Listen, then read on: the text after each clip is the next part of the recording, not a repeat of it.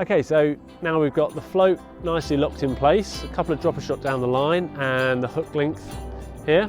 So the next job is to plumb the depth to find out how deep it is in front of you. So here's where we've got the plummet weight, and this is a heavy weight that sinks to the bottom, and we can then see how deep the swim is.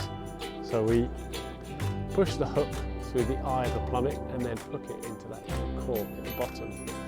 And then basically it's about, if I show you in the edge here, the plummet, because it's heavy, will sink straight to the bottom, and you can feel the tension when you try and lift it, and you can feel that, I know that when I lift that I can feel tension after about a foot. So if I cast it a bit further out, now that float disappears. So I know that the plummet is pulling that float under. So I need to increase the depth by sliding the locking shot of the float up.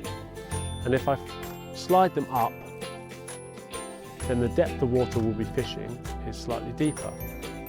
And when you're starting fishing, the general rule I would say is you want to be fishing on the bottom of the lake a little bit by an inch or two. So that's what we're looking to do. So we're looking to find the depth and then fish so that the bait is sitting just on the bottom by a couple of inches. So we've increased the depth, so let's cast that out again. Now I can see that the float is just under the surface, so I know that that weight is just pulling the float just below the surface. So I can see that that's about the depth of the water in front of me. So all I'm going to do now is slide the shot up just another couple of inches, and that will mean that when I take the plummet off,